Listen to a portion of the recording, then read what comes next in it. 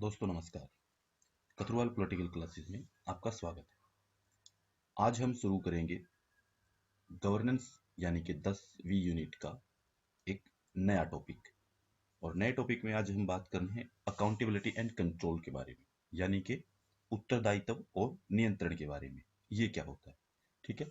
यानी कि उत्तरदायित्व और नियंत्रण का मतलब ये है कि किसकी क्या जिम्मेदारियां हैं और कौन किस पे क्या कंट्रोल कर सकता है, ठीक है।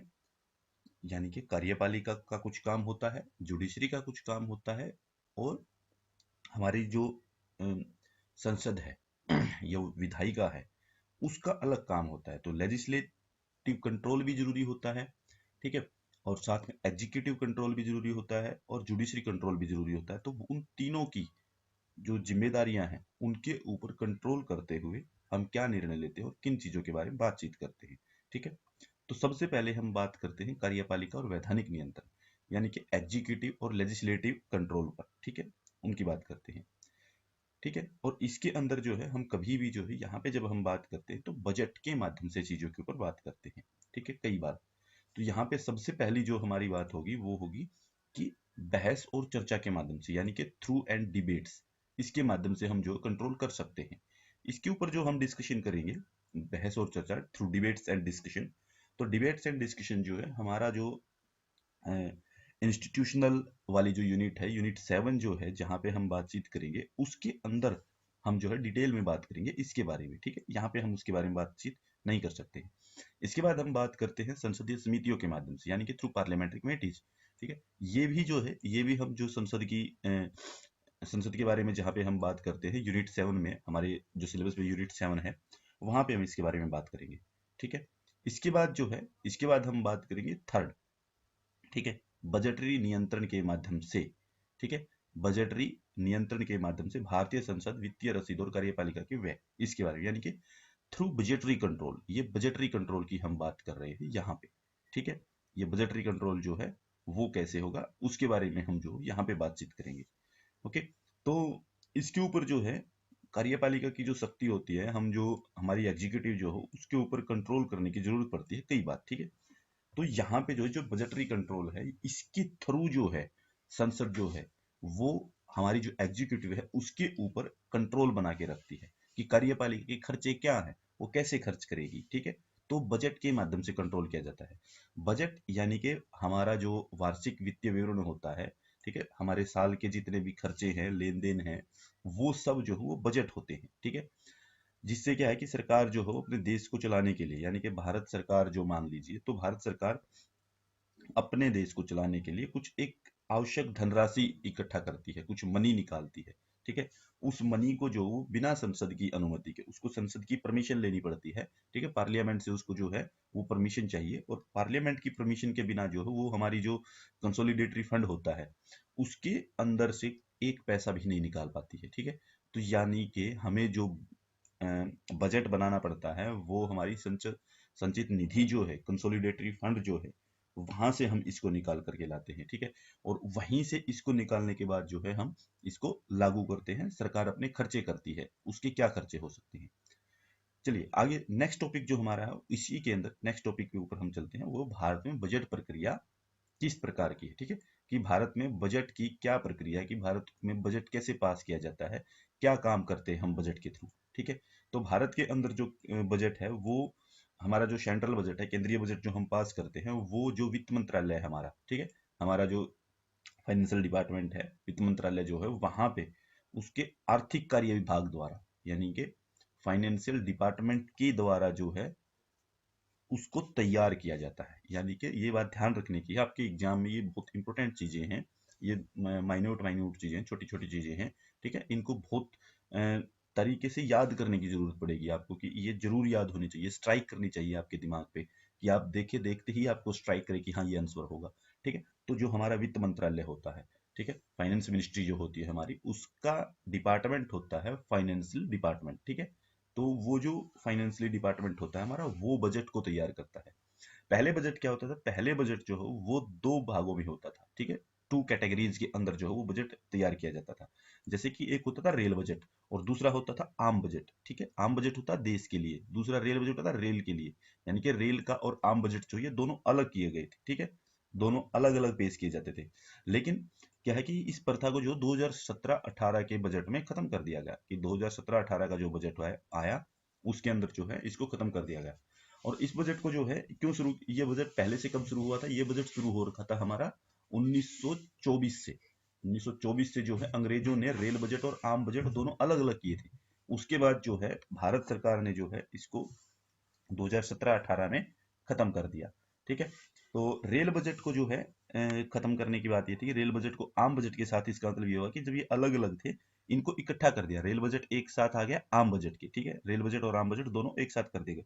तो रेल बजट जो है, रेल बजट को आम बजट के साथ जब जोड़ा गया, विलय किया गया आपस में एक दूसरे के साथ, मतलब ये दोनों को एक साथ इकट्ठा कर दिया गया। वो करने का काम क्या था? विवेक देबरॉय की अध्यक्षता में जो है एक नीति आयोग समिति बनी थी, उसकी सिफारिश पर इसको किया गया था। कौन थे? विवेक देबरॉय। विवेक देबरॉय की अध्यक्षता में जो है नीति आयोग समिति बनी थी। ठीक है, नीति आयोग कमेटी। तो इसकी कमेटी ने जो है सिफारिश की थी। ठीक है, उसकी सिफारिश पे जो, उसकी रिकमेंडेशन पे जो है इसको एक साथ दोनों को लाया गया था। ठीक है, इनको विलय कर दिया गया आपस में। ठीक है, 21 सितंबर 2016 की ये बात है। 21 सितंबर 2016 को इस कमेटी ने अपनी रिकमेंडेशन दे दी थी।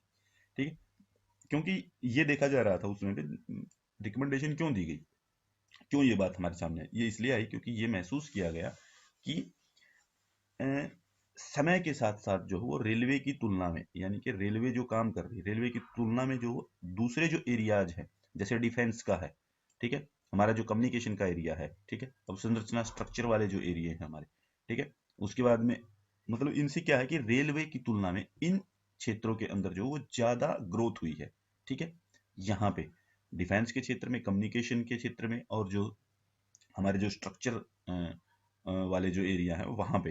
ठीक है, तो यहाँ पे जो है ये ज्यादा ग्रोथ हुई थी। ठीक है, और इससे क्या है कि एक अलग महज मतलब कि एक अलग बजट होना। ठीक है, वो खाली क्या है कि वो सिर्फ मतलब कि रेलवे का अलग बजट होना, इससे सिर्फ ये दर्शा रहा था कि ये जो है ये कॉलोनियल रूल की तरह काम करता है, कि ये कॉलोनियल मेथड है। कॉलोनियल मेथड ने क्या किया था कि उन्होंने उस समय पे उनको पता था कि रेलवे का बजट ज्यादा होता था। उस समय पे ना हमारा डिफेंस इतना अ, मतलब कि डेवलप हो पाया था, ना हमारे कम्युनिकेशन इतना डेवलप हो पाया था, ना और जो दूसरे एरिया वो डेवलप हो पाए थे। रेलवे उस समय पे अलग था, रेलवे ठीक था अलग करना उस समय पे, लेकिन अब जो है अब जरूरी नहीं महसूस किया गया इसको। ठीक है, तो विवेक देबरॉय ने जो है वो इसको सिफारिश की कि इसको एक साथ कर लिया जाए, हमारा जो बजट है, आम बजट जो बनाते हैं हम, उसके साथ ही जो है हम रेलवे का ही बजट तैयार करें, अलग से बजट तैयार ना करें। ठीक है, तो इसीलिए जो है इसको खत्म कर दिया गया। तो भारत के संविधान का अनुच्छेद 112 के अकॉर्डिंग क्या है कि जो राष्ट्रपति है, राष्ट्रपति लोकसभा में बजट पेश करने के लिए उत्तरदायी, यानी कि भारत के बजट को लोकसभा में पेश कौन करेगा? वो करेगा राष्ट्रपति। कौन सा अनुच्छेद? 113 आर्टिकल, सॉरी 112, आर्टिकल 112 जो है वो कहता है कि लोकसभा में राष्ट्रपति बजट को पेश करेगा, जिसको हम कहते हैं वार्षिक वित्तीय विवरण। देखो, 112 आर्टिकल में कहीं पर भी ये बजट नहीं लिखा है कि बजट पेश करना है, वहां पे लिखा होता है वार्षिक वित्तीय विवरण। ठीक है, साल के लेन देन। ठीक है, ठीक है, फाइनेंशियल बोला जाता है इसको। ठीक है, तो साल का पूरा फाइनेंशियल डेटा जो है वो पेश किया जाता है। तो एक वित्तीय वर्ष की जितनी भी अवधि में जितना भी लेखा जोखा होगा, वो सब चीजें जो है वो हमारे फाइनेंशियल बजट में होती है, मतलब कि सारी की सारी चीजें जो हमारे बजट में दी गई होती है। ठीक है, वार्षिक वित्तीय विवरण कहा जाता है इसको। ठीक है, आर्टिकल 77 का भाग 3, आर्टिकल 77 का भाग 3 जो है उसके अकॉर्डिंग बात यह है कि राष्ट्रपति द्वारा जो है जो बजट पेश किया जाना है, ठीक है, उसको केंद्रीय जो वित्त मंत्री है, यानी कि राष्ट्रपति पेश करेगा। ये बात तो आपने देख ली कि राष्ट्रपति पेश करने का हकदार है, कि 112 में जो आर्टिकल है उसने कहा है कि राष्ट्रपति लोकसभा में पेश करेगा। लेकिन आर्टिकल 77 का भाग 3 कहता है कि राष्ट्रपति के बिहाफ पे जो केंद्रीय वित्त मंत्री होता है, ठीक है, वो वार्षिक विवरण जो है वो वहां पे पेश करेगा। ठीक है, ठीक है, मतलब कि जो हमारा वित्त मंत्री है, वित्त मंत्री को बजट पेश करने के लिए कहा जाएगा, वित्त मंत्री उसके बिहाफ पे पेश करता है। ठीक है, तो उसको क्या है कि उसको दो काम करने हैं आर्टिकल 77 के भाग 3 के अकॉर्डिंग, कि एक तो उसको तैयार करना है बजट, दूसरा संसद के माध्यम से पेश करने के लिए उसको अकाउंटेबल बनाया गया है। देखो वैसे तो आपको लगे 112 के अकॉर्डिंग तो राष्ट्रपति पेश करता है लोकसभा में, लेकिन राष्ट्रपति के बिहाफ पे, कि राष्ट्रपति नहीं आएगा, उसके बिहाफ पे यानी कि राष्ट्रपति ने एक आदमी नॉमिनेट कर दिया है जो बजट को पेश करेगा, जो आर्टिकल 77 के भाग 3 में लिख दिया गया, और वो आदमी होगा वित्त मंत्री हमारा। तो वित्त मंत्री जो है वो बजट को पेश करता है लोकसभा के अंदर, ठीक है, संसद के माध्यम से जो है वो बजट को लेकर आएगा, उसके लिए अकाउंटेबल है वो, ठीक है। और बजट जो किसी वित्तीय वर्ष के लिए भारत सरकार की जो है, क्या बजट है, क्या चीज, बजट है भारत सरकार की जो है वो कोई भी जो उसका एक साल है, पूरे साल की उसकी अनुमानित यानी कि उसके जो अनुमानित तौर पे जितनी भी उसको प्राप्त होने वाले यानी कि उसको जितनी भी इनकम होने वाली है वो, और उसके खर्चे यानी कि उसके इनकम एंड एक्सपेंडिचर का एक खाका तैयार करता है हमारा बजट, ठीक है। उसमें लिखा होता है कि हमें यहाँ यहाँ से ये चीजें मिलेंगी, ठीक है, उसमें लिखा होगा कि हमें यहाँ से ये चीजें मिल रही हैं, यहाँ पे ये खर्चे हो रहे हैं, हमारे इतने लोन हमें चुकाने हैं, हमें इन योजनाओं पे इतना खर्च करना है, ठीक है, इनकम टैक्स हमें इतना मिलना है, जीएसटी हमें इतने मिलने की संभावना है, वो सब चीजें यहाँ पे लिखी होंगी इसके अंदर, ठीक है। तो वित्तीय वर्ष जो है, जो हमारा पूरा फाइनेंशियल ईयर जो शुरू होता है, फाइनेंशियल ईयर शुरू होता है 1 अप्रैल से, ठीक है। तो हमारा फाइनेंशियल ईयर कब शुरू होगा, 1 अप्रैल से, 1 अप्रैल से जो है हमारा फाइनेंशियल फाइनेंशियल ईयर जो है वो शुरू हो जाता है, ठीक है। इसके बाद हम बात करते हैं बजट के चरण क्या है, यानी कि स्टेप्स, स्टेप्स ऑफ बजट, ठीक है। बजट को तैयार करने के कौन कौन से स्टेप होते हैं, हमें किन किन स्टेप से जो है वो गुजरना पड़ता है। तो संसद में जो है, संसद में बजट के 5 चरण हैं, 5 स्टेप हैं, 5 स्टेप लेने पड़ते हैं हमें उसको पास करने के लिए, यानी कि बजट को पास करने के लिए जो है हमें 5 स्टेप से गुजरना पड़ता है, ठीक है। पहला क्या है, पहले होगा, सबसे पहले पहले बजट पेश किया जाता है, शुरू में वित्त मंत्री जो हमारा उसका भाषण होता है, सबसे पहले होता है वित्त मंत्री का भाषण, ठीक है। और वित्त मंत्री के भाषण के साथ जो वो बजट प्रस्तुत किया जाता है। निर्मला सीतारमण ने अभी अभी हमारा जो है बजट पेश किया था, कब, 1 फरवरी को, ठीक है, 1 फरवरी को हमारा बजट पेश किया था, ठीक है, वित्त मंत्री ने। फाइनेंशियल ईयर तो 1 अप्रैल से शुरू होता है, बजट पेश हो रहा है कब, अब 1 फरवरी को। बताते हैं कैसे आया, 1 फरवरी को कैसे आया।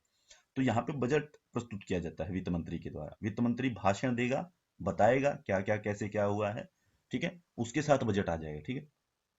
उसके बाद शुरू होती है बजट पे आम चर्चा, ठीक है, अब बात हो चुकी है, अब शुरू होगी चर्चा संसद के अंदर, ठीक है, संसद में अब चर्चा शुरू होगी, ठीक है। इसके बाद क्या होगा, सदन जो है, जब चर्चा शुरू हो जाएगी, चर्चा खत्म होते ही क्या होगा कि सदन जो है उसको निलंबित कर दिया जाएगा, ठीक है, उसको स्थगित कर दिया जाएगा, ठीक है, ताकि संसद की जो स्थायी समिति है, ठीक है, संसद की जो परमानेंट कमेटीज हैं, स्थायी समितियां जो हो महीने के लिए अनुदान की जो मांग है, यानी कि देखिए यहीं पे क्या होता है कि जो बजट पर आम चर्चा होती है, इसमें क्या होता है कि कुछ डिमांड की जाती है, कुछ फंड्स जो हैं उनके लिए डिमांड की जाएगी, विपक्ष के द्वारा भी पक्ष के द्वारा भी, ठीक है, वो डिमांड करते हैं। तो वो डिमांड जो है वो चली जाती है सारी की सारी हमारी कमेटीज के पास में, यानी कि संसद की जो अपनी कमेटियां होती हैं, ठीक है, उन कमेटीज के पास में जो है वो डिमांड चली जाएंगी, ठीक है। लोक लेखा कमेटी जो है वो इसमें काफी ज्यादा योगदान देती है, ठीक है। तो लोक लेखा कमेटी के पास अपनी सारी सारी डिमांड जो है वो प्रस्तुत हो गई है अब, ठीक है। और लोक लेखा कमेटी के पास जैसे ही डिमांड आती है वो फिर क्या करती है, स्थगन जो हमारा सदन है, जो हमारी लोकसभा है, उसको स्थगित कर देते हैं। जैसे ही स्थगित होता है उसके बाद ये लोक लेखा कमेटी देखती है क्या क्या डिमांड आई है, उन डिमांड की जांच करेगी, वो क्या ये ठीक है, क्या ये गलत है, होनी चाहिए या नहीं होनी चाहिए, ठीक है, वो सब चीजें होंगी। इसके बाद जो अगला स्टेप जो आएगा, अगला स्टेप आएगा लोकसभा में अनुदान की मांग पर मतदान। अब देखो सारी की सारी जितनी भी फंड के लिए, मतलब कि voting on demands of grants, यानी कि जो डिमांड्स की गई थी ग्रांट्स के लिए, जो फंड हमने डिमांड किया है, पक्ष ने भी या विपक्ष ने भी, उसके लिए क्या होगा कि ये कह देगी, स्थायी समितियां कहेंगी कि ठीक है, इन डिमांड्स के ऊपर आप जो है वो वोटिंग करवा सकते हैं, ठीक है। तो यहाँ पे लोकसभा में क्या है कि वो वोटिंग करवाई जाएगी जो भी डिमांड की गई है उनके ऊपर, कि हाँ देखते हैं कितने लोग इसके पक्ष में हैं। तो फिर जो है लोकसभा में इनकी डिमांड होगी ग्रांट्स के ऊपर, जो ग्रांट्स मतलब कि डिमांड फॉर ग्रांट्स वो की गई है जो, उसकी अब वोटिंग होगी। इसके बाद क्या होगा, इसके बाद होते हैं बिल पास किए जाएंगे, डिमांड्स हो चुकी हैं, डिमांड्स पे वोटिंग भी हो चुकी है, अब बिल बन के आएगा कि कौन से बिल पास करने, फाइनेंशियल बिल आता है, ठीक है। तो यहाँ पे उन विनियोग विधेयक यानी कि जो बिल होते हैं उन बिलों को पारित करवाना होता है, ठीक है। वो बिल जो है लोकसभा और राज्यसभा दोनों में पारित होंगे, उन दोनों में जो है उनको पेश किया जाएगा। इसके बाद जो है ये जो छोटे छोटे बिल आए थे ग्रांट्स के लिए, उन बिलों को पास कर दिया गया है। ठीक है, अब बात आती है कि वित्त विधेयकों का पारित होना, यानी कि जो फाइनेंशियल बिल होते हैं हमारे, अब जो हमारा धन विधेयक फाइनेंशियल बिल होता है, वित्त विधेयक जो होता है, उसको पास करवाना होता है। ठीक है, अब वो पेश किया जाएगा सदन के अंदर। ठीक है, अब वो पास होगा। ठीक है, तो ये हो गया कंप्लीट हमारे अपने जो स्टेप हैं वो चीजें। अब हम इनको अलग अलग करके एक एक करके समझते हैं इनके अंदर होता क्या है। ठीक है, ये थी ब्रीफ चर्चा, इनके ऊपर पांचों स्टेप के ऊपर ब्रीफ चर्चा थी हमारी।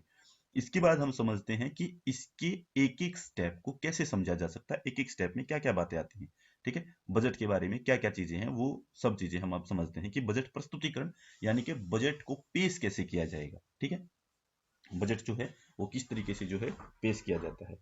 ठीक है, बजट की प्रेजेंटेशन होती है जो, वो कैसे होती है। ठीक है, देखिए बजट की प्रेजेंटेशन में क्या है कि सबसे पहले ये जो राष्ट्रपति हैं हमारे, राष्ट्रपति इसकी डेट निर्धारित करेगा। राष्ट्रपति बताता है कि संसद में बजट जो है वो कब पेश किया जाएगा।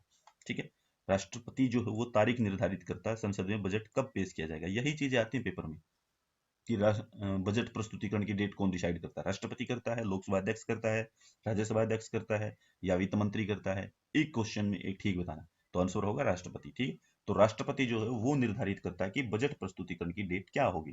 ठीक है, आमतौर पर क्या है कि इसे किसी वित्तीय वर्ष की शुरुआत से एक महीने पहले, ठीक है, यानी वित्तीय वर्ष शुरू होता है 1 अप्रैल, 1 अप्रैल से पहले पूरा मार्च से है, तो उससे पहले यानी कि फरवरी महीने के पहले, मतलब कि एक महीने पहले यानी फरवरी महीने के अंतिम कार्य दिवस पर, यानी कि कब, 28 फरवरी को। ठीक है, अभी तो 28 फरवरी आई नहीं है और आपको लगेगा कि बजट तो पेश हो गया, वो कैसे हो गया।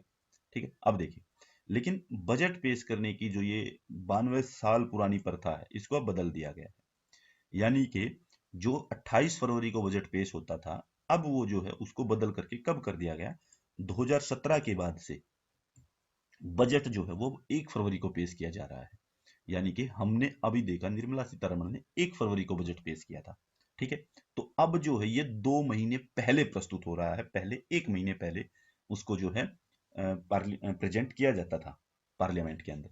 ठीक है, तो अब 1 फरवरी को होता है और ये डेट डिसाइड करता है राष्ट्रपति। ठीक है, कई बार क्या होता है कि जो आम चुनाव होते हैं हमारे, जैसे लोकसभा के चुनाव होते हैं, आम चुनाव के दौरान क्या है कि बजट 2 बार पेश किया जाता है। यही बात ध्यान रखने की है कि जब आम चुनाव हो ना, यानी कि इलेक्शन होने हो, तो उस समय के लिए जो है हमें 2 बार बजट पेश करना होता है, क्योंकि हम जो है अप्रैल, मई, जून, जुलाई, ठीक है, तो जून जुलाई में जो है हमारे इलेक्शन आ जाते हैं। ठीक है, अप्रैल, मई, जून, जुलाई, ठीक है, इनके लिए हमारे इलेक्शन आ जाते हैं। तो वहां पे क्या होता है कि पहला निर्गम, यानी सरकार के द्वारा क्या होता है कि पहले वोट ऑन अकाउंट पेश किया जाता है। पहले वोट ऑन अकाउंट, यानी कि हमें एक अंतरिम बजट की जरूरत पड़ती है, वोट ऑन अकाउंट की जरूरत पड़ती है। ठीक है, इस क्योंकि क्या होता है कि देखो सरकार बननी है, नया बजट तो पूरा पेश नहीं कर सकते हो कि पूरा का पूरा बजट पेश करी, क्योंकि सरकार बदल जाएगी बाद में। ठीक है, तो नई सरकार बनने से पहले जो है, जो 2019 में मान लीजिए जब इलेक्शन हुआ था, आम चुनाव हुआ था, उससे पहले 2 बार बजट पेश किया जाता है। पहले तो एक होता है अंतरिम बजट पेश, ठीक है, जो 2 महीने के लिए। ठीक है, अंतरिम बजट के बाद में जो जो नर्म उसके अंतरिम बजट पेश होता है पहले, उसके बाद नई सरकार जो बनती है वो फिर पूरा बजट लेके आते हैं, पूरे साल का, फिर वो फाइनेंशियल ईयर का पूरा बजट लेके आएगी। ठीक है, उसका पूरा विवरण लेके आएगी। जैसे आम चुनाव हुए थे ना हमारे, लोकसभा चुनाव 2019 में हुआ था, तो 2019 में पेश किया गया था बजट, जो हो पीयूष गोयल ने प्रेजेंट किया था। ठीक है, पीयूष गोयल ने जो है वो उसको बजट को प्रेजेंट किया था। ठीक है, उसको हम अंतरिम बजट कहते हैं। ठीक है, क्योंकि क्या होता है ना कि सरकार बदलती है तो फाइनेंस मिनिस्टर भी बदलता है ना भाई। ठीक है, तो फाइनेंस मिनिस्टर बदलने से क्या है कि बजट भी बदलेगा। तो अब जो है जैसे कि 2019 में पीयूष गोयल ने प्रेजेंट किया, उसके बाद निर्मला सीतारमण बनी, तो दोबारा जो है वो निर्मला सीतारमण ने प्रेजेंट किया था। तो हम कह सकते हैं कि वोट ऑन अकाउंट केवल क्या है कि, यानी कि वोट ऑन अकाउंट जो है, जो खर्चे होते हैं, जो अंतरिम बजट होता है वो क्या होता है, वो अंतरिम बजट होता है, वो केवल सरकार के बजट के व्यय के पक्ष से संबंधित, यानी कि इसके अंदर आपकी इनकम नहीं होती है। वोट ऑन अकाउंट में, अंतरिम बजट में इनकम्स नहीं होती, यहाँ पे सिर्फ खर्चों का ही लेखा जोखा होता है कि सरकार को जो है अभी जो 2 महीने हैं उनके लिए भी तो खर्चा चाहिए फाइनेंशियल बजट के लिए। ठीक है, तो लेकिन वो फाइनल बजट पेश नहीं कर सकती है कि फाइनली पूरा का पूरा लेखा जोखा पेश कर देगी, वो नहीं कर सकती है। ठीक है, तो जिसके अंदर क्या होता है कि पूरे के पूरे खर्च भी होते हैं, इनकम भी होती है, वो सब चीजें जो होती हैं वो नहीं पेश कर सकते हम अभी। तो 2019 का जो अंतरिम बजट है, ठीक है, तो 2000 के बाद से तीसरा अंतरिम बजट था, ठीक है, यानी कि 2000 के बाद जो है 2019 में जो पेश किया गया वो तीसरा अंतरिम बजट था, ठीक है। तीसरा क्यों था? क्योंकि 2 बार यूपीए सरकार ने प्रेजेंट किया, समझ गए? तो अब ये तीसरा था 2019 के बाद। वोट ऑन अकाउंट या अंतरिम बजट की आवश्यकता क्यों है? अभी ये देखिए, देखो हम वही कह रहे हैं ना कि वोट ऑन अकाउंट और अंतरिम बजट क्यों चाहिए हमें, ठीक है। वैसे तो हमने छोटी सी बात कर ली है कि उसको अपना खर्चा चलाना है 2 महीने के लिए, देखिए फिर भी हम इसको और थोड़ा डिटेल में करने की कोशिश करते हैं। देखो, बजट जब पारित होता है, बजट पारित होने में लगभग 2 महीने लगते हैं। कोई भी बजट बनता है तो उसके बजट के बनने में लगभग 2 महीने लगते हैं। इसलिए सरकार को जो है इस अवधि के लिए, यानी कि जो उसका टाइम पीरियड है, उस टाइम पीरियड के लिए स्वयं के खर्चों के लिए, ठीक है, तो स्वयं के जो खर्चे हैं उनको पूरा करने के लिए जो है वो एक निश्चित खर्चे की जरूरत होती है, यानी कि एक कुछ खर्चा चाहिए उसे, कुछ पैसा चाहिए उसे, ठीक है। सरकार को जो है वो कुछ पैसा चाहिए। देखिए हम देखते हैं ना कि एक संचित निधि, कंसोलिडेटरी फंड है हमारा। तो कंसोलिडेशन फंड जो है हमारा, कंसोलिडेशन फंड से जो है सरकार पैसा किससे निकाल सकती है? सिर्फ और सिर्फ किसकी अनुमति के बाद में? वो पैसा निकलता है हमारा संसद की अनुमति के बाद में। और फाइनेंशियल ईयर जो वो 1 अप्रैल से शुरू हो रहा है, 1 अप्रैल तक का बजट पिछले साल बन गया था, ठीक है। 1 अप्रैल के बाद में 2 महीने आते हैं इलेक्शन के बीच में, कि इलेक्शन होना है, उसके बाद नई सरकार बन जाएगी, ठीक है। तो उस नई सरकार के बनने से पहले जो 2 महीने हैं उसको खर्च करने हैं, ठीक है। जैसे अप्रैल को 1 अप्रैल को लागू होता है बजट, ठीक है, तो 1 अप्रैल को लागू होगा, ठीक है। तो अप्रैल के बाद में जो है, अप्रैल के बाद में अ, मई आता है, ठीक है, जून आता है, ठीक है। तो ये जो 2 महीने हैं, इन 2 महीनों का खर्च कहां से आएगा? ये खर्च जो है, ये जो सरकार बनने का समय है, ठीक है, 1 अप्रैल तक, 31 मार्च तक तो हमारे पास है खर्चा अभी तक। 31 मार्च तक का तो खर्चा है क्योंकि वो पिछले साल पास हो गया था। 1 अप्रैल से नया बजट शुरू होना था, लेकिन अभी अप्रैल का बजट नहीं पेश कर सकते। तो अप्रैल का और जुलाई का, मई का, सॉरी, अप्रैल और मई का, इन 2 महीने का खर्चा भी तो चलाना है सरकार को। जून में जाके नई सरकार बनेगी, जून में जाकर के नई सरकार जो वो शपथ लेगी।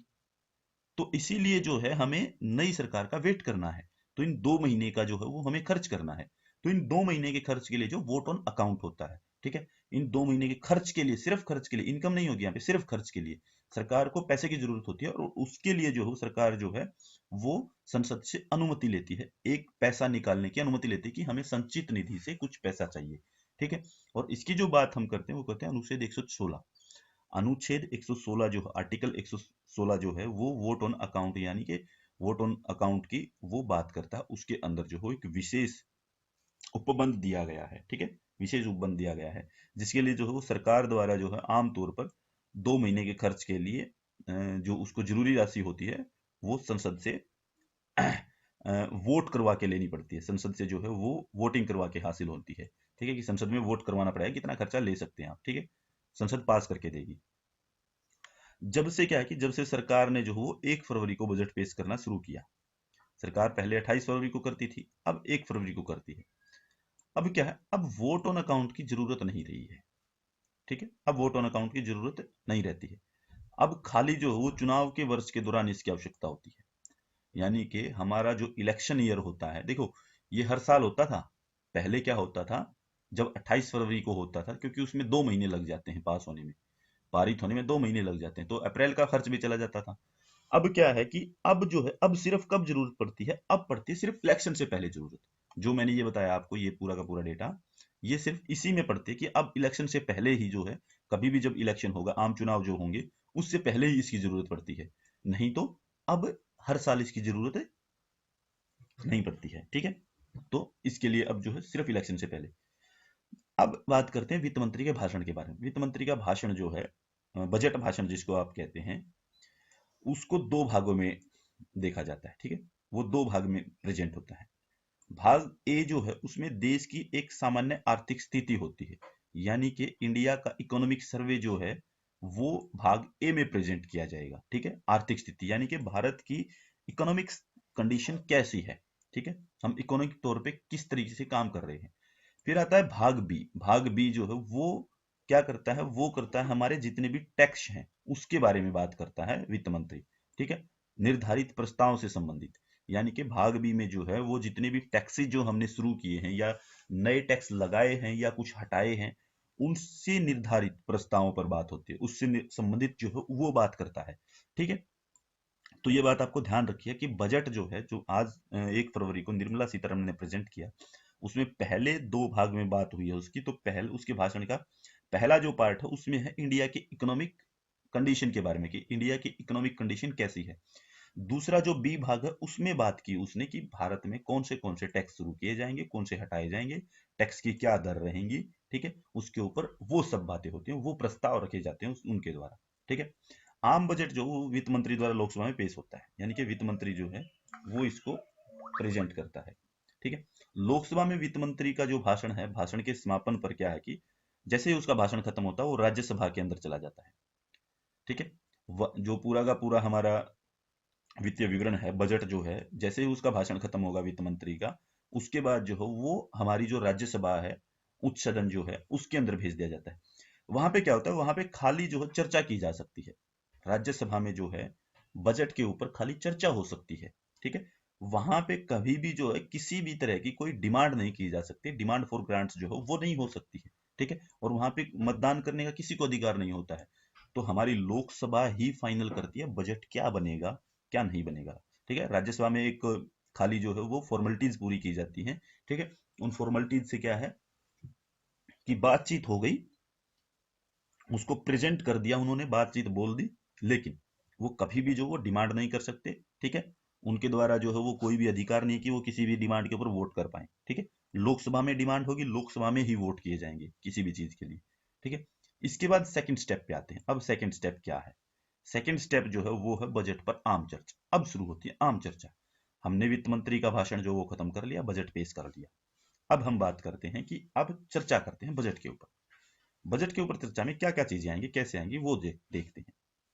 बजट पर जो आम चर्चा है, इसे पेश करने के लिए कुछ दिनों के बाद, मतलब कि आम चर्चा को कब शुरू किया जाता है, जब पेश कर दिया जाएगा बजट। तो बजट जैसे ही पेश होगा उसके कुछ दिन के बाद चर्चा शुरू होती है कि सभी लोगों के पास जो है वो बजट की कॉपियां भेज दी गई है, ये बजट है, आप देख लीजिए। ठीक है, बजट की कॉपियां पहुंच गई, सब लोग उसको पढ़ के आएंगे, देख के आएंगे, जिसकी जो डिमांड है वो लेके आएंगे फिर। ठीक है, कुछ दिनों के बाद संसद के दोनों सदन बैठते हैं, राज्यसभा भी लोकसभा भी, दोनों सदन बैठेंगे, दोनों में फिर चर्चा होगी। ठीक है, राज्यसभा में तो सिर्फ चर्चा होगी, वहां पे कोई डिमांड नहीं होगी। लोकसभा में क्या की चर्चा होगी और साथ में डिमांड होगी। आमतौर पर जो ये चर्चा है ये 3 से 4 दिनों तक चलती है। ठीक है, तो बजट के ऊपर जो बहस है आमतौर पर 3 से 4 दिनों तक चलती है। ठीक है, तो इस चरण के दौरान जो लोकसभा जो बजट पर कंप्लीटली किसी भी सैद्धांतिक प्रश्न पर चर्चा कर सकती है, यानी कि लोकसभा में कोई भी क्वेश्चन पूछा जा सकता है और उसके ऊपर जो है बातचीत की जा सकती है। ठीक है, तो इसके बाद जो सदन को, यानी कि जब ये चर्चा शुरू होती है, इस चर्चा को जो है वो 3 4 दिन तक जैसे ही चलती है, तो 3 4 दिन तक चर्चा चलने के बाद में जो 3 4 सप्ताह के लिए जो है हम सदन को स्थगित कर देंगे। ठीक है, सदन जो है या लोकसभा राज्यसभा जो है उनको स्थगित कर दिया जाए। राज्यसभा कभी स्थगित नहीं होती है, लोकसभा स्थगित होती है। ठीक है, तो लोकसभा को जो स्थगित कर दिया जाता है। ठीक है, तो इस अंतराल अवधि के दौरान, यानी कि जो ये अवधि बचेगी बीच में, हमने डिबेट की। ठीक है, जो भी क्वेश्चन थे वो आए, फिर 3 4 सप्ताह के लिए छोड़ा, वो 3 4 सप्ताह का जो बीच की जो गैप है, उस गैप के दौरान जो संसद की जो 24 समितियां होती हैं, 24 डिपार्टमेंटल कमेटियां होती हैं। ठीक है, वो क्या करती हैं, वो संबंधित जो डिपार्टमेंट है, यानी कि जहां जहां से डिपार्टमेंट्स के लिए डिमांड आई है, जिन जिन डिपार्टमेंट के लिए डिमांड की गई है, तो सभी मंत्रालयों की अनुदान की मांग जो है वो विस्तार पूर्वक चर्चा करती।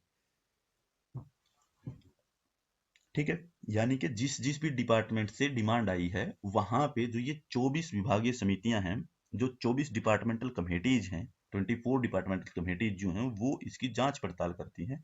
और वो मंत्रालयों की जो बात हुई है, मंत्रालयों के अंदर से जो डिमांड आई है, उसके ऊपर जो है वो प्रोडली तौर पे विस्तार पूर्वक चर्चा करेंगे, ठीक है। और उस पे क्या है कि अपना एक रिपोर्ट तैयार करते हैं फिर वो, ठीक है, उसके ऊपर एक रिपोर्ट तैयार करते हैं, ठीक है। तो रिपोर्ट जो, उस रिपोर्ट को जो संसद के दोनों सदनों के अंदर जो है वो विचार करने के लिए, बहस करने के लिए प्रेजेंट कर देते हैं उसको, ठीक है। इसको जो है फिर क्या करते हैं, प्रेजेंट कर देते हैं, ठीक है।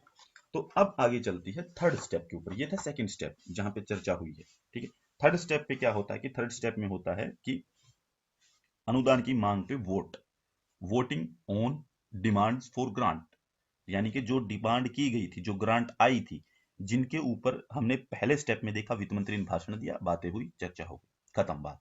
दूसरा स्टेप हुआ, डिमांड आएंगी, डिमांड्स आई, सारी डिमांड्स को रखा गया, मंत्रालयों से बात की गई, 24 विभागीय समितियों ने जांच की, सारे मंत्रालयों के अंदर देखा कि हाँ क्या चीजें हैं, ठीक है। उन्होंने चीजें देख करके क्या किया कि अपनी एक रिपोर्ट तैयार की, उस रिपोर्ट के अंदर जो जो चीजें बताई गई और सदन के अंदर पेश कर दी कि अब आप इस पे चर्चा कर सकते हैं, इन चीजों के ऊपर जो जो डिमांड आई थी, ठीक है। तो यहाँ पे voting on demand for grants के ऊपर जो है अब वोटिंग होगी, जितनी डिमांड आई थी थर्ड स्टेप में वोट होगी।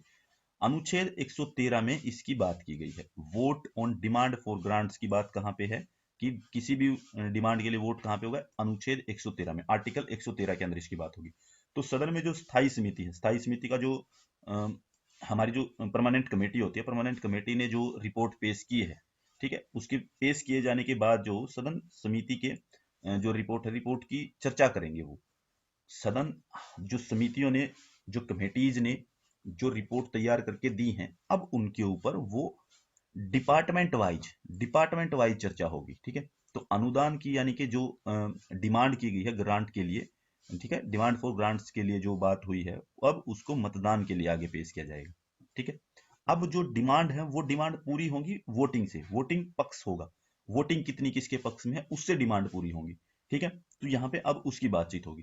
तो अनुदान की मांग पर चर्चा जो है, चर्चा और मतदान का जो समय है, मतलब कि जो डिमांड है, voting on demands for grants, यानी कि जो ग्रांट्स के लिए डिमांड की गई है उसके ऊपर चर्चा, यानी कि उस चर्चा कब होगी, मतदान कब होगा, उसका जो समय है वो डिसाइड करता है स्पीकर, ठीक है। तो यानी कि इसके ऊपर डिमांड के लिए जो चर्चा करनी है वो लोकसभा का जो स्पीकर है, ठीक है, लोकसभा अध्यक्ष जो है वो यहाँ पे डिसाइड करते हैं, ठीक है। और वो किसकी, वो जो डेट डिसाइड करता है वो डिसाइड करता है नेता के परामर्श, यानी कि सदन का जो नेता होता है, सदन का नेता किसको माना जाता है, सदन का नेता होता है प्रधानमंत्री, ठीक है। तो प्रधानमंत्री से वो जो है विचार विमर्श करके, प्रधानमंत्री से परामर्श करके, प्रधानमंत्री से सलाह लेकर के तब डेट डिसाइड करता है कि कब हमें वोट करवाना है, ठीक है। उसको वो जो है, जैसे ही प्रधानमंत्री से परामर्श होगा वोट की डेट जो है वो बता देगा कि कब वोट होने हैं डिमांड्स पे, ठीक है। फिर अनुदानों की जो मांग है, यानी कि जो ग्रांट्स की जो डिमांड है उसका जो प्रस्तुतिकरण है और जो मतदान है वो खाली यही बात है कि लोकसभा में ही होगा, यानी कि अनुदान की डिमांड खाली कहाँ पे प्रेजेंट हो सकती है, लोकसभा में प्रेजेंट होंगी, ठीक है। और उनके ऊपर वोटिंग जो होगी, वोटिंग भी जो कहाँ पे होगी, सिर्फ लोकसभा में होगी, ठीक है। ये भी बात यहाँ पे ध्यान रखने की है। तो लोकसभा को जो अनुदान की मांग पर मंजूरी देने की जो यानी कि लोकसभा जो है, लोकसभा को ये अधिकार है, लोकसभा को ये पूरा अधिकार है कि वो जो demands on grant, demands for grant है जो, उसके ऊपर उसको मंजूरी देनी है या नहीं देनी है, ये उसके पक्ष में है, ये उसके हक में है, उसके अधिकार में है। वो मंजूरी दे भी सकती है और वो मंजूरी देने से इनकार भी कर सकती है, ठीक है। यानी कि मंजूरी दे भी सकती है, वो उसके लिए अनुमति दे भी सकती है, ठीक है, और मना भी कर सकती है कि नहीं, ठीक है।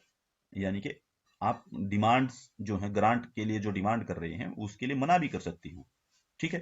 तो यहाँ पे, यहाँ तक कि उसको ये भी अधिकार है कि धनराशि को वो कम भी कर सकती है, लोकसभा को ये भी अधिकार है कि जो धनराशि बताई गई थी पहले, उस जो धनराशि को, उस जो जितना पैसा बताया गया था उसको वो कम भी कर सकती है, ये भी उसको अधिकार है, ठीक है। तो लोकसभा को क्या अधिकार है, ग्रांट्स के ऊपर, ग्रांट्स को मानने का भी अधिकार है, ग्रांट को ना मानने का भी अधिकार है, और उसको यहाँ तक भी अधिकार है कि वो ग्रांट्स जो है उसको, उसके अंदर जितना पैसा है उसको कम भी कर सकती है, ठीक है। यानी कि ग्रांट्स के अंदर पैसे का मतलब ये है कि माना भी और नहीं भी माना। और मान लीजिए किसी ने डिमांड कर रखी थी कि नहीं, 1,000 रुपए की डिमांड थी किसी की कि 1,000 रुपए बढ़ाई जाए राशि, ठीक है। क्या है कि ये कह सकती है लोकसभा की देखो 1,000 नहीं बढ़ा रहे हैं, मानने से मना नहीं कर रहे हैं, 1,000 नहीं बढ़ा रहे, लेकिन हम बढ़ा रहे हैं आपकी 200 रुपए। आपकी बात मान ली, हम 200 बढ़ाएंगे। इसका मतलब ये है धनराशि को कम करने का अधिकार का मतलब ये है। इसका मतलब ये नहीं कि जो पहले ही लिखा हुआ वो कम करेंगे, वो नहीं करेंगे। जो डिमांड की गई, जितनी डिमांड की गई है उस डिमांड के अंदर से कम करने का अधिकार है। राज्यसभा में बजट पे खाली चर्चा होती है, ठीक है। तो यानी कि उच्च सदन में मांगों पर मतदान कभी नहीं हो सकता है। जो डिमांड है उनके ऊपर सिर्फ चर्चा होगी, और वो डिमांड भी लोकसभा वाली है, ठीक है। सिर्फ चर्चा हो सकती है, वोटिंग नहीं हो सकती है। तो इस स्टेप के दौरान जो हो संसद के बजट पर बजट के विवरण पर चर्चा करते हैं, ठीक है। कटौती प्रस्ताव का उपयोग करके किसी भी अनुदान की मांग को कम कर सकते हैं, ठीक है। यानी कि यहाँ पे कटौती प्रस्ताव पेश किया जा सकता है, ठीक है। और कोई भी जो ग्रांट की मांग की गई थी, ठीक है, डिमांड फॉर ग्रांट्स जो हुई थी उसको कम कर सकते हैं, ठीक है। उसको कम करके 200 कर सकते हैं, 300 कर सकते हैं, 500 कर सकते हैं, ठीक है। इस तरीके से जो हमें करना है, कटौती 3 तरीके की होती है, उसको समझते हैं कटौती किस तरीके से की जा सकती है, ठीक है। अपनी मर्जी से नहीं कि हम 100, 200, 300 डिसाइड करते हैं, ऐसा नहीं होता। उसके लिए भी कुछ रूल हैं। कटौती के 3 प्रस्ताव हैं कि कटौती कैसे कर सकते हैं, ठीक है। पहली आती है पॉलिसी कट मोशन, ठीक है। नीति कटौती प्रस्ताव बोलते हैं इसको, policy cut motion. Policy cut motion में क्या था कि ये एक ऐसी नीति को, स्वीकृति को जो है दर्शाता है, यानी कि कोई एक ऐसी नीति जिसको ये मानने से मना करे दर्शाता है, जिसके लिए अनुदान की मांग की जाती है। यानी कि कोई डिमांड की गई, ग्रांट के लिए डिमांड की गई, ठीक है, तो उसको मानने से मना करने की बात करती है पॉलिसी कट मोशन, पॉलिसी को हटाने की बात करती है ये पॉलिसी कट मोशन, ठीक है। ये क्या करता है कि ये जो मांग की राशि है, मांग की राशि को घटा करके 1 रुपए किया जाता है। यानी कि जो मांग की गई है, मान लीजिए मांग की किसी ने 50 रुपए, तो यहाँ पे क्या करेंगे, तो ये कहेंगे कि ये 1 रुपए तक कर देंगे उसको। पॉलिसी कट मोशन का मतलब कि 1 रुपए करने का अधिकार है उसको, ठीक है। मांग की राशि को घटाकर 1 रुपए कर देंगे, ठीक है। और संसद जो है वो वैकल्पिक नीति का सुझाव भी दे सकता है। देखो किसी ने कही कि ये पॉलिसी लेके आइए, ठीक है, उस पॉलिसी के ऊपर इन्होंने प्रस्ताव पेश किया, कटौती प्रस्ताव। कटौती प्रस्ताव में ये बात आ गई कि 1 रुपया मान लेते हैं आपका। या फिर इसके अंदर ये भी दे सकते हैं कि आप ये डिमांड मत कीजिए, आप एक अल्टरनेटिव पॉलिसी ले लीजिए। अल्टरनेटिव पॉलिसी की भी सुझाव दे सकता है यहाँ पे जो लोकसभा है वो अल्टरनेटिव पॉलिसी का सुझाव दे सकता है, ठीक है। इसके बाद आता है इकोनॉमिक कट मोशन, वही कटौती प्रस्ताव होता है।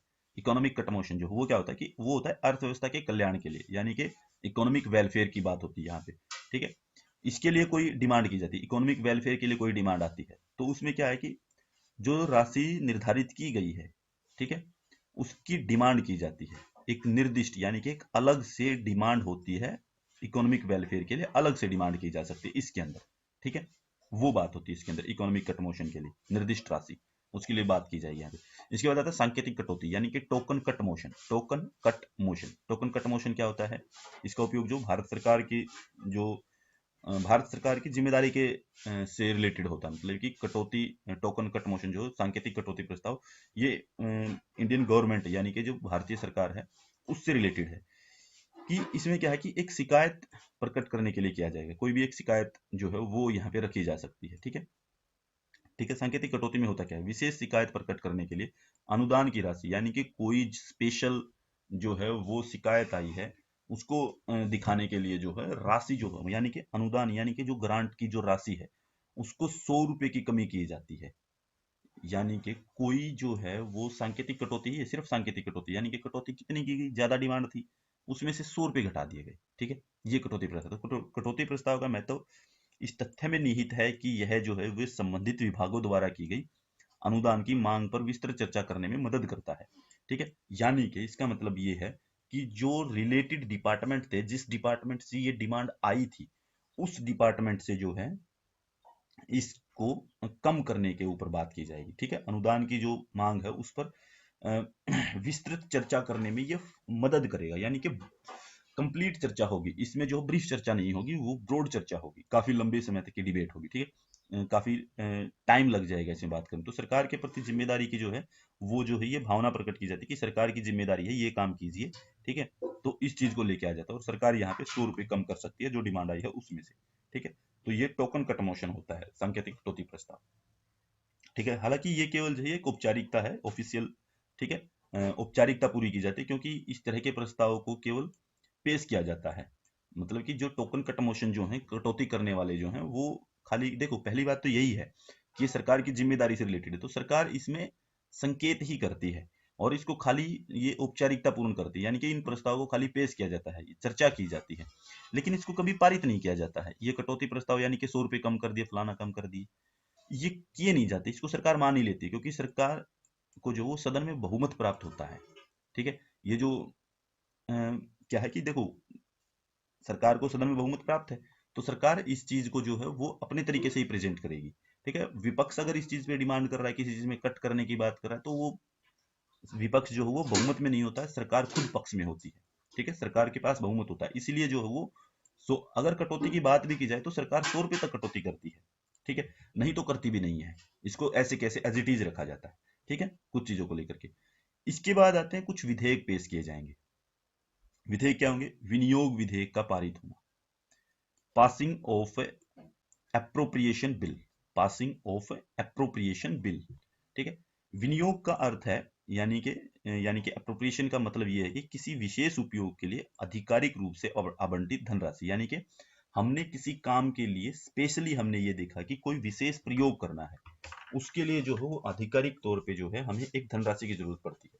ठीक है, और संविधान में कहा गया है कि विधि द्वारा किए गए विनियोग के अतिरिक्त भारत की संचित निधि से कोई भी धनराशि नहीं निकाली जा सकती, यानी कि हम जो वो सिर्फ कानून के द्वारा, यानी कि कोई कानून पास करके जो है हम कोई भी जो है धनराशि अपनी जो संचित निधि कंसोलिडेशन फंड जो है उससे राशि निकाल सकते हैं, यानी कि सिर्फ कानून के द्वारा, यानी कि हमें संसद में कोई कानून जो है, संसद का जो कानून है उसके अकॉर्डिंग ही, यानी कि वोट होंगी, ठीक है, उसके बाद ही धनराशि जो हो हम निकाल सकते हैं। ठीक है, तो ये विनियोग विधेयक जो आर्टिकल 114, आपको सबसे जरूरी ये चीज याद रखनी है, हो सकता है ये चीज ना भी पूछे, लेकिन ये जरूर पूछी जा सकती है कि संचित निधि से पैसा कैसे निकाला जाएगा। संचित निधि जो कंसोलिडेशन फंड जो है उससे पैसा सिर्फ लॉ के माध्यम से निकाल सके। कानून क्या कहता है? कानून के प्रोसीजर से पैसा निकलेगा, मतलब जिसका मतलब यह है कि लोकसभा में पूर्व में स्वीकृति किसी भी अनुदान को प्राप्त करने के लिए भारत की संचित निधि पर भारित व्यय के लिए संसद के सदन में एक विनियोग विधेयक पारित करने की आवश्यकता है। यानी कि हमें पहले जो है कोई भी हमारी जो कंसोलिडेशन फंड से पैसा निकालना है उसके लिए हमें एक बिल पेश करना पड़ता है, और वो बिल जो है वही कानून होता है, कानून के अकॉर्डिंग वो पेश होगा और उसको पारित करना पड़ेगा। हमारी संसद जो हो उसके ऊपर जितना जो खर्चा हमें बताया गया है उस खर्चे से रिलेटेड जो हो वो एक बिल पेश करेगी। उस बिल को जो है संसद में वोटिंग करवा के पास करवाया जाएगा। ठीक है, और जो एप्रोप्रिएशन बिल है, एप्रोप्रिएशन बिल को जो पारित करने की प्रक्रिया जो वो धन विधेयक के समान होती है, यानी कि जो फाइनेंस बिल होता है आर्टिकल 110 फाइनेंस बिल, ठीक है, इससे रिलेटेड होता है, तो ये धन विधेयक जो है इसके समान होता है। यानी कि फाइनेंशियल बिल जो है उसको डिसाइड कौन करता है कि फाइनेंशियल बिल है या नहीं है? इसको डिसाइड करता है लोकसभा का अध्यक्ष। ठीक है, और लोकसभा अध्यक्ष ये बताए कि कौन सा विधेयक जो है वो पास होगा, कौन सा नहीं होगा, उसको पेश किया जाना वो लोकसभा अध्यक्ष बताएगा। ठीक है, तो बात यह है कि संसद के किसी भी सदन में विनियोग विधेयक में कोई संशोधन, यानी कि संचित निधि पर भारित अनुदान की मांग या व्यय की अस्वीकृति करने के संबंध में प्रस्तावित नहीं किया जा सकता है। देखिए, इसका मतलब क्या है? मतलब कि संसद के किसी भी सदन में, लोकसभा या राज्यसभा में विनियोग विधेयक जो एप्रोप्रिएशन बिल जो है उसको पेश किया गया है, तो उसके अंदर कोई भी संशोधन जो है वो जो भारत की कंसोलिडेटेड फंड जो है उसके अंदर जो हमें दिखाई दिया गया कि इसके ऊपर जो है इस विधेयक के ऊपर इतना खर्च होना है, इस विनियोग विधेयक को जो प्रेजेंट किया इतना खर्च किया गया, उसकी जो मांग की गई उसके ऊपर जो खर्चा है, ठीक है, उसकी अस्वीकृति के संबंध में किसी में भी कोई प्रस्ताव नहीं आ सकता है। यानी कि सरकार ने कोई विधेयक पेश किया, उसको खर्चे की जरूरत है, और कोई विपक्ष जो कहे कि इसके अगेंस्ट प्रस्ताव लेके आए, नहीं लेके आया जा सकता। कोई भी विधेयक विनियोग विधेयक के अगेंस्ट में नहीं आ सकता, अप्रोप्रिएशन बिल के अगेंस्ट में, यानी कि जहां कंसोलिडेटेड जो फंड है हमारा उसके अंदर से जो पैसा निकालना है उसके अगेंस्ट में कोई भी बिल नहीं आ सकता है, कोई भी प्रस्ताव पारित नहीं किया जा सकता। कटौती प्रस्ताव, ठीक है, जो हमने ऊपर देखे भी थे ना कि सांकेतिक कटौती प्रस्ताव में इकोनॉमिक कट मोशन, या फिर हम बोले कि पॉलिसी कट मोशन, ये कोई प्रस्ताव नहीं आ सकता उसके अगेंस्ट में कि कुछ कम कर दे, नहीं किया जा सकता उसको। ठीक है, ठीक है, तो विनियोग विधेयक या एप्रोप्रिएशन बिल जो वो राष्ट्रपति द्वारा स्वीकृत किए जाने के बाद में जो है वो अधिनियम बन जाता है, एप्रोप्रिएशन एक्ट बन जाता है। ठीक है, यानी कि लोकसभा राज्यसभा वहां से पास हुआ, फिर राष्ट्रपति पास जैसे ही कर देता, उसकी स्वीकृति जैसे ही मिल जाती है, उसको हम जो है एक एक्ट मान लेते हैं, वो कानून बन जाता है। तो अधिनियम भारत की जो संचित निधि से भुगतानों को अधिकृत या वैध बना देता है। यानी कि कोई भी कानून जो है, कोई भी जो बिल पास हो गया है, वो बिल पास होने के बाद जो है हम अपनी जो संचित निधि है, कंसोलिडेटेड फंड जो है, उससे खर्चा कर सकते हैं, उससे पैसा निकाल सकते हैं। अब हमारे पास अधिकार आ गया। इसके बाद जो आता है कि हमें खर्चे कितने प्रकार के होते हैं, कि हम खर्चों की जो बात कर रहे हैं कि किन किन तरह के खर्चे होते हैं जहां पे विनियोग विधेयक यानी कि अप्रोप्रिएशन बिल जो वो पेश किए जा सकते हैं। वो किस तरह के खर्चे होते हैं? वो होते हैं जैसे कि पहले आता है कि चार्ज एक्सपेंडिचर। पहले होता है चार्ज एक्सपेंडिचर, प्रभारित व्यय। इसमें क्या है कि संविधान में लिखे गए व्यय होते हैं ये, यानी कि संविधान के अंदर दिशा निर्देशित किए गए खर्चे हैं ये, ठीक है, जिसके ऊपर कोई मतदान नहीं हो सकता है। चार्ज व्यय क्या है कि ये संविधान के अंदर दिखाए गए हैं, जिसके ऊपर कभी कोई वोटिंग नहीं हो सकती, वो देने ही पड़ेंगे, ठीक है, वो आपको करने ही पड़ते हैं। जैसे मान लीजिए कि राष्ट्रपति का वेतन है, राष्ट्रपति का जो सैलरी है वो देनी पड़ती है, राज्यसभा के सभापति की सैलरी है, उपसभापति की सैलरी है, लोकसभा अध्यक्ष की सैलरी है, ठीक है, उपाध्यक्ष की सैलरी है, सर्वोच्च न्यायालय का जो न्यायाधीश है उसकी सैलरी है, कैग जो हमारा बैठता है उसकी सैलरी है, और जो संविधान में कुछ अन्य जो खर्चे हैं, संस्थाओं के खर्चे जो हैं उनकी जो सैलरी है, और जो एजेंसियां हैं उनके जो खर्चे हैं, उनके जो भत्ते हैं, यानी कि हमारी जो आईबी है, रो है, डिफेंस है, बहुत सारे ऐसे खर्चे होते हैं जिनके लिए खर्चा जो है वो आप रोक नहीं सकते हैं। वो खर्चे होते ही होते हैं, आपको देने ही पड़ेंगे। राष्ट्रपति की सैलरी को आप कभी नहीं रोक सकते हैं, ठीक है, वेतन भत्ते कभी नहीं रोक सकते। इनको बोलते हैं चार्ज एक्सपेंडिचर, जो संविधान में लिखे गए हैं, जिनको जिनके ऊपर कभी कोई वोटिंग नहीं हो सकती, ठीक है, जिनको डायरेक्ट दिया जाता है, ठीक है। तो ये है, इसको बोलते हैं चार्ज एक्सपेंडिचर। इसके बाद आता है अप्रभारित व्यय, यानी कि non charge expenditure. Non charge expenditure इसके विपरीत है, उल्टा है, यानी कि इनके ऊपर वोटिंग की जाएगी, ठीक है, ये मतदान किया जा सकता है इनके ऊपर, ठीक है।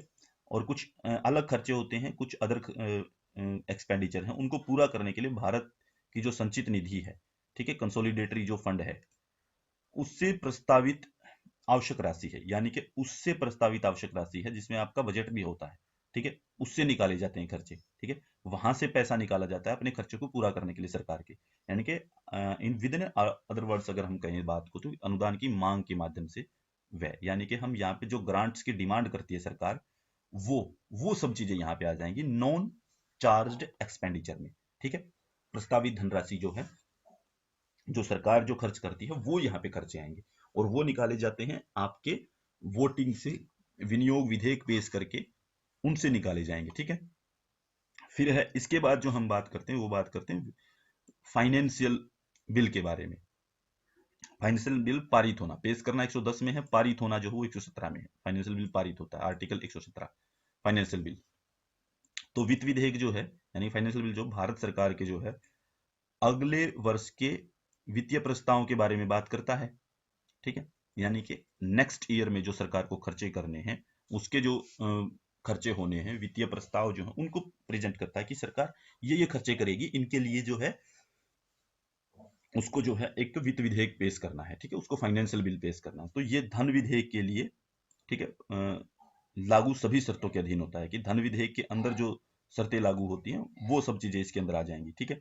तो विनियोग विधेयक के विपरीत, ठीक है, वित्त विधेयक में जो हो किसी विधेयक में सामान्य करने या अस्वीकार करने की मांग संबंधी संशोधनों को पेश किया जा सकता है। देखो यहाँ पे होता क्या है, धन विधेयक के लिए लागू जितनी भी सभी शर्त हैं, ठीक है, उन शर्तों के अधीन इसके अंदर जो चीजें हैं वो सेम होती हैं, एक जैसी, ठीक है।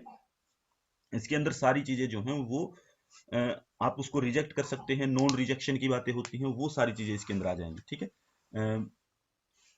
सीकिंग रिजेक्शन होता है, सीकिंग रिजेक्शन होता है इसका मतलब, ठीक है, सामान्य का मतलब सीकिंग रिजेक्शन, और इसका मतलब रिजेक्शन, ठीक है। तो रिजेक्शन की जो डिमांड है उनसे उन संशोधनों से संबंधित पेश की जाती हैं चीजें। तो इस विधेयक में क्या है कि इस विधेयक को 75 दिनों के अंदर पास करवाना होता है, यानी कि जो भी हम पेश कर रहे हैं वित्त विधेयक, ठीक है, जो फाइनेंशियल बिल है हमारा, ठीक है, तो फाइनेंशियल बिल को हम पेश 75 दिनों के अंदर जो हमें उसको पारित करवाना होता है। तो राष्ट्रपति इसको स्वीकृति देगा, राष्ट्रपति जो है इसको स्वीकृति देगा, तब ये पास माना जाएगा। ठीक है, हमारी लोकसभा राज्यसभा से पास होकर 75 दिनों में आ जाना चाहिए। ठीक है, और उसके बाद जो राष्ट्रपति इसको स्वीकृति दे दे। ठीक है, तो ये 75 दिनों का मामला है, इसके अंदर पूरा का पूरा काम इसका जो है वो कंप्लीट हो जाना चाहिए। इसके बाद है वित्त अधिनियम जो है वो बजट के जितने भी, यानी कि जो ये वित्त अधिनियम जो हमने बनवाना है, ठीक है, वित्त फाइनेंशियल बिल जो है उसके अंदर क्या है कि बजट के आय पक्ष को यानी कि इनकम वाले भाग को वैध बनाता है, मतलब कि बजट के आय पक्ष को वैध बनाता है फाइनेंशियल बिल। ठीक है, और जो बजट के अधिनियम की प्रक्रिया है यानी कि एनेक्टमेंट ऑफ द बजट, ये ऑफ आएगा यहाँ पे, इसको हटा लेना, ओजी लिख रखा है, ये ऑफ आएगा ऑफ द बजट, यानी कि उसकी प्रक्रिया को पूर्ण करता है। ठीक है, यानी कि बजट का जो अधिनियम है उसकी प्रक्रिया को कंप्लीट करेगा ये। ठीक है, ये फाइनेंशियल बिल। इसके बाद जो है, उसके बाद आता है जी जो हमारे अन्य जो खर्चे हैं, अन्य जो डिमांड्स हैं, अन्य जो ग्रांट्स हैं, वो क्या है कि बजट के अतिरिक्त जो संसद द्वारा मतलब कि कुछ असाधारण या विशेष परिस्थितियों में अन्य अलग तरीके के खर्चे भी, अनुदान भी जो वो पेश किए जा सकते हैं। ठीक है, वो क्या हो सकते हैं वो सरकार जानती है, कुछ भी पेश कर सकती है वो। ठीक है, तो अनुदान के प्रकार जो हैं, ये जो अन्य अनुदान के प्रकार जो हैं वो इस तरीके से हो सकते हैं कुछ चीजों के ऊपर अगर हम बात करें तो, यानी कि अनुदान के प्रकार किस तरीके से हो सकते हैं, यानी कि जो बजट जो ग्रांट्स हैं वो ग्रांट्स के इस तरीके से हो सकते हैं। एक होता है सप्लीमेंट्री ग्रांट, अनुपूरक सप्लीमेंट्री, इसको समझिए ये क्या है। यदि किसी जो मौजूदा ईयर है, फिलहाल में जो करंट ईयर के अंदर, ठीक है, करंट फाइनेंशियल ईयर के लिए जो हो किसी विशेष काम के लिए हमें पैसे की जरूरत है। ठीक है, किसी विशेष काम को करने के लिए पैसे की जरूरत है, और वो हमारा जो बजट था, मूल बजट जो था, उसमें अधिकृत जो राशि थी वो कंप्लीट नहीं हो पा रही है। यानी कि सप्लीमेंट्री ग्रांट्स में होता क्या है, उसमें ये होता है कि हम जिस करंट फाइनेंशियल ईयर के अंदर काम कर रहे हैं, उस करंट फाइनेंशियल ईयर के अंदर जो है कोई ऐसा काम था जिसके लिए जो है हमने राशि जो है, हमने कुछ पैसा जो है वो लागू करवाया था, और वो पैसा अब हमारे पास कम पड़ रहा है। तो संसद के अंदर जो है ये एक डिमांड रखी जा सकती है, ये ग्रांट के लिए अनुपूरक अनुदान किया जा सकता है, दिया जा सकता है। ठीक है, कि इसका पैसा कम पड़ रहा है, इसको पूरा करने के लिए अनुपूरक अनुदान दे दिया जाए, ये हो सकता है, ये सप्लीमेंट्री ग्रांट होती है। इसके बाद होता है अतिरिक्त अनुदान, एडिशनल ग्रांट। ठीक है, एडिशनल ग्रांट ये क्या है कि यहाँ संसद में क्या है कि मान लीजिए किसी फाइनेंशियल ईयर में, करंट ईयर में जो है किसी वित्तीय विवरण पे कोई चर्चा नहीं हो पाई, लेकिन हमें क्या है उस समय पे जो नई स्कीम शुरू करनी थी उसके ऊपर हमारी बातचीत नहीं हुई, लेकिन अब सरकार जो वो बीच में कोई नई स्कीम शुरू करना चाहती है, कोई नई पॉलिसी लेके आना चाहती है, या नई कोई सर्विस शुरू करना चाहती है, तो नई सर्विस शुरू करने के लिए पैसा लगेगा। यानी कि अविचारित, यानी कि जिसके ऊपर कोई विचार नहीं किया गया, कोई चर्चा नहीं की गई, वो सेवा शुरू करनी है। ठीक है, तो उस सेवा को शुरू करने के लिए जो है ये एडिशनल ग्रांट ली जाती है संसद से। ठीक है, इसके लिए ये बात होती है। फिर है अतिरिक्त, अतिरेक अनुदान, एक्सेस ग्रांट। अतिरेक में एक्सेस ग्रांट, इसमें क्या होता है कि ये ऐसी चीज है कि बजट में किसी सेवा के लिए, माने कि कोई सेवा थी, चर्चा भी हुई है, हमने डिसाइड भी किया है, ठीक है, जो राशि थी, राशि जो है, प्रदत्त राशि जो है वो अधिक खर्च होने की स्थिति में अधिकृत है, यानी कि अभी उसके ऊपर पैसा ज्यादा लगने की संभावना बन गई है। ठीक है, हालांकि अतिरिक्त अनुदान दिए जाने के लिए जो है इसे लोक लेखा समिति द्वारा अनुमोदित किया जाना जरूरी है। यानी कि कोई भी मान लीजिए अतिरिक्त अनुदान चाहिए, हमें एक्सेस चाहिए, ग्रांट ज्यादा चाहिए किसी के लिए, ठीक है, तो उसके लिए जो हो, जो हमारी लोक लेखा कमेटी होती है, पब्लिक अकाउंट कमेटी जो होती है, उसके अनुमोदन की जरूरत है, वो यहाँ पे पारित करेगी इसको। ठीक है, तो कैग अपनी रिपोर्ट देगी, कैग की रिपोर्ट के अनुसार जो वो सिफारिश कर सकते हैं, इसमें कैग की रिपोर्ट जरूरी हो जाती है। ठीक है, अतिरिक्त एक्सेस ग्रांट के दौरान। इसके बाद आता है सांकेतिक टोकन, सांकेतिक अनुदान। ठीक है, सांकेतिक में नहीं, टोकन ग्रांट्स होती है। ठीक है, टोकन ग्रांट्स में क्या होता है कि वित्त मंत्रालय की अनुमति के साथ ही मंत्रालय के अंदर जो है एक शीर्षक के लिए मतलब कि कोई एक टॉपिक होगा जिसके लिए स्वीकृत धनराशि जो है और दूसरे शीर्षक के ऊपर खर्च करनी है। ठीक है, उस चीज को ध्यान में रखा जाएगा यहाँ पे। ठीक है, तो देखिए इसका मतलब जो है, इसका मतलब ये है कि कोई एक डिपार्टमेंट है, दोनों डिपार्टमेंट एक जैसे हैं। ठीक है, उस डिपार्टमेंट के अंदर क्या करना, हमें कोई नई सेवा शुरू करनी है। ठीक है, तो पुनर्विनियोजित धन के रूप में भी जाना जाता है, यानी कि इसको जो है टोकन ग्रांट्स को जो है सांकेतिक अनुदान जिसको हम कह रहे हैं, पुनर्विनियोजित यानी कि दोबारा से प्लानिंग के लिए भी जाना जाता है। इसके माध्यम से क्या होता है कि एक डिपार्टमेंट के अंदर जो है कोई नई सर्विस शुरू करनी है, ठीक है, उन नई सर्विस शुरू करने के लिए खर्चे की जरूरत पड़ रही है, तो यहां से लोकसभा से जो है वो रुपए के सांकेतिक यानी कि टोकन राशि की डिमांड की जा सकती है, ठीक है, वो टोकन राशि की डिमांड करता है इसके लिए कि उसको नई सर्विस शुरू करनी है। इसके बाद आता है एक्सेप्शन ग्रांट्स। देखो ये जो चीजें बता रहा हूं ना मैं, ये आ जाती हैं कई बार, ठीक है, और ये इंपॉर्टेंट चीजें हैं, ये जो छोटी छोटी टर्म है ये टर्म याद करनी जरूरी है, और इनके अंदर जितनी बात मैं बता रहा हूं उससे ज्यादा अगर आप पढ़ेंगे तो फिर हो जाएंगे दिमाग के अंदर खिचड़ी बन जाएगी आपकी कि क्या क्या पढ़ दिया। आपको कम चीजें पढ़नी है, समझ लेनी है बस ध्यान दे करके, ठीक है। इसके बाद आता है आपका अपवाद अनुदान यानी कि एक्सेप्शनल ग्रांट्स। एक्सेप्शनल ग्रांट्स में क्या होता है कि इसके माध्यम से क्या है कि उस सेवा के लिए धन की मांग की जाती है जो किसी वित्तीय वर्ष की वर्तमान सेवा का हिस्सा नहीं है। देखो लगभग एक जैसी सी बात लग रही है आपको सारी की सारी, यानी कि किसी वित्तीय वर्ष की वर्तमान सेवा का हिस्सा नहीं है, यानी कि यहाँ पे एक्सेप्शनल ग्रांट्स वो होगी कि आप जो है आपने फाइनेंशियल ईयर तैयार किया था, उस फाइनेंशियल ईयर के अंदर जो बजट के अंदर जो है आपने किसी सर्विस के बारे में नहीं बताया, ठीक है, उसमें कोई हिस्सा नहीं था उसका। अब नई सर्विस उस नई सर्विस को शुरू कर रहे हैं आप यहाँ पर भी, ठीक है, ठीक है, उसी के लिए पैसा चाहिए आपको, तो वो हो जाएगी आपकी एक्सेप्शनल ग्रांट्स। इसके बाद आता है आपका निधि यानी कि आपके फंड। फंड क्या होते हैं, फंड कौन कौन से फंड है, तो भारत का जो संविधान है केंद्र सरकार के लिए तीन प्रकार के जो ग्रांट है, तीन प्रकार की जो मनी, तीन प्रकार का जो फाइनेंस है उसको उपलब्ध करवाता है तीन तरीके से। एक होता है हमारा भारत की संचित निधि, अनुच्छेद 236 कंसोलिडेटेड फंड।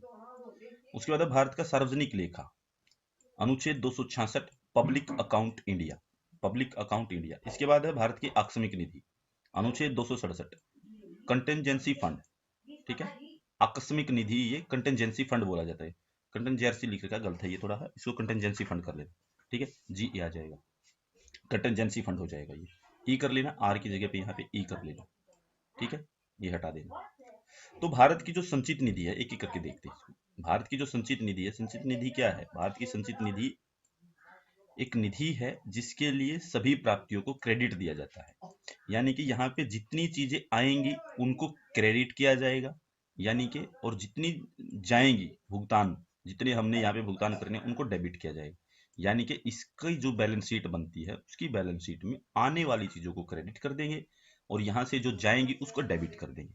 यानी कि दूसरे शब्दों में अगर बात करें तो भारत सरकार द्वारा प्राप्त सभी राजस्व, ठीक है, यानी कि भारत सरकार जितने भी राजस्व, जितने भी टैक्सेस, जितने भी जो कुछ प्राप्त करती है, जो कुछ लेती है, उसको इनकम होती है, उनको क्रेडिट करेंगे। और इसके बाद सरकार द्वारा राजकोषीय बिल जो है या जो लोन है, ठीक है, उन लोन्स को या उनकी अग्रिमों के तरीकों के मुद्दों के माध्यम से उठाए गए सभी यानी कि लोन, यानी कि भारत सरकार के सभी लोन, जितने बिल हैं, जितने भी हमारे अलग से जो लोन लिए गए हैं, आने वाले जो खर्चे हैं, उन सब के लिए जो भी पैसा खर्च होता है उसको डेबिट करेंगे हम, ठीक है।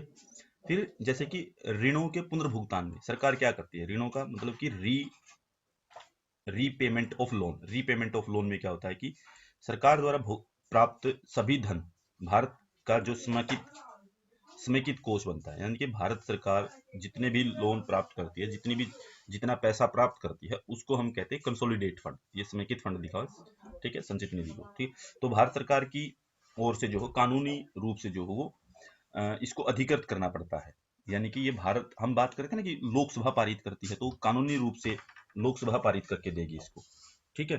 तो जितने भी जो पेमेंट है तो इससे इससे की जाती है, भारत की जितनी भी पेमेंट है वो सारी की सारी भारत सरकार की जितनी पेमेंट है वो हमारी कंसोलिडेट फंड से की जाती है, संचित निधि से की जाती है, ठीक है।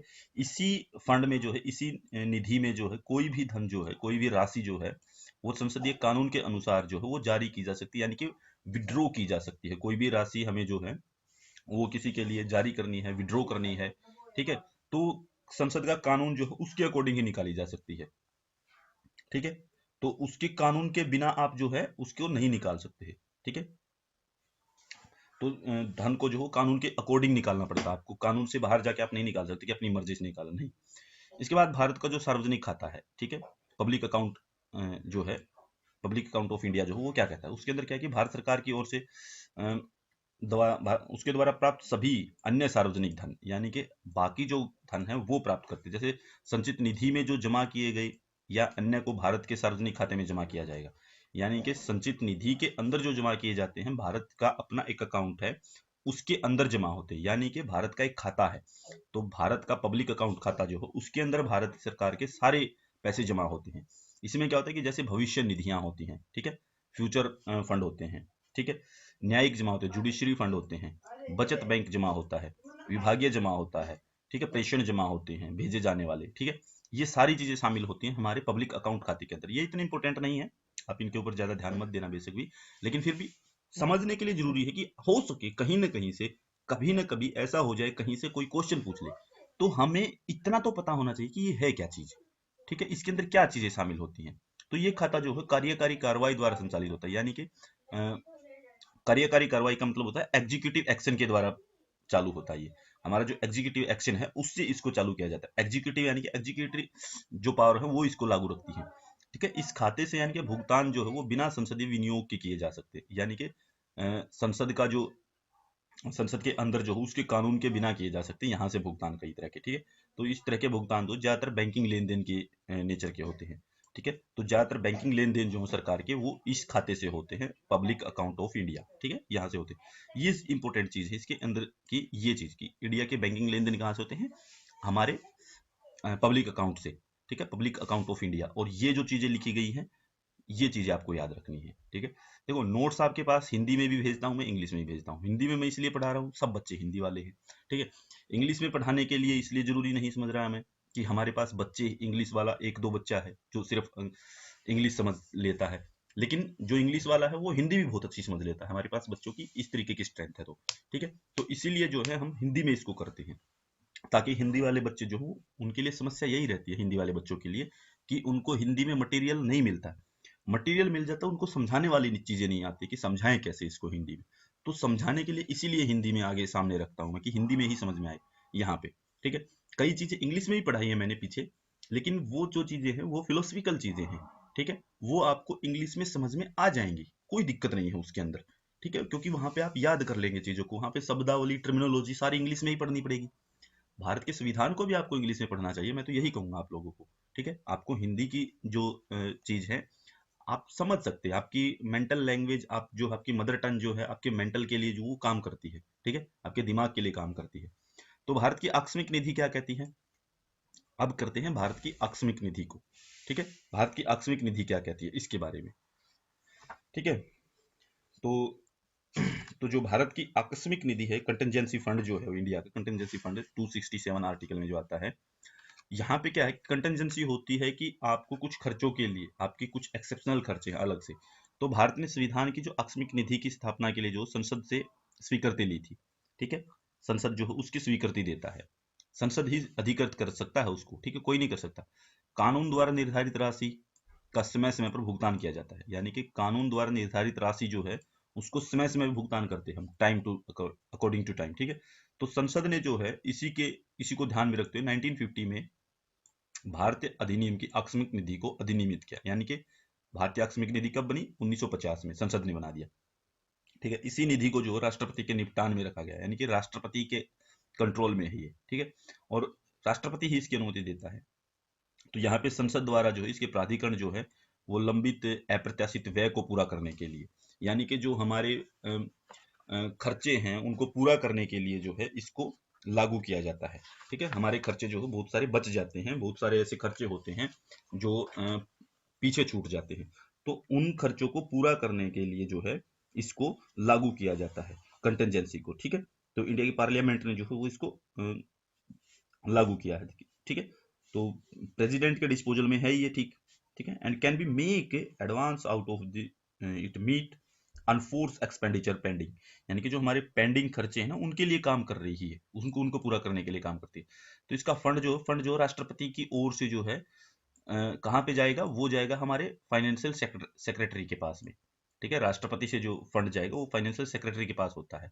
ठीक है, तो मतलब कि राष्ट्रपति पास करता है, लेकिन उसका काम जो कौन करता है वो फाइनेंशियल सेक्रेटरी करता है इंडिया का। ठीक है, तो भारत के जितने भी सार्वजनिक खाते हैं उसके सार्वजनिक खातों की तरह जो है ये भी क्या होता है, एग्जीक्यूटिव एक्शन, यानी कि हमारी जो एग्जीक्यूटिव है वो इसको कंट्रोल करती है, उसके पास इसका काम रहता है, यानी कि वो इस काम को पूरा करती है, एग्जीक्यूटिव एक्शन। ठीक है, तो ऑपरेट करती है कौन, इसको ऑपरेट करती है एग्जीक्यूटिव। ठीक, तो हमारी एग्जीक्यूटिव जो वो इसको ऑपरेट करती है। ठीक है, तो ये थी आपकी आज की क्लास, इस क्लास को पूरा करते हैं। ठीक है, दूसरी क्लास हमारी जो है वो इसके बाद शुरू होगी। ठीक है, बाकी कल मिलते हैं, तब तक के लिए धन्यवाद।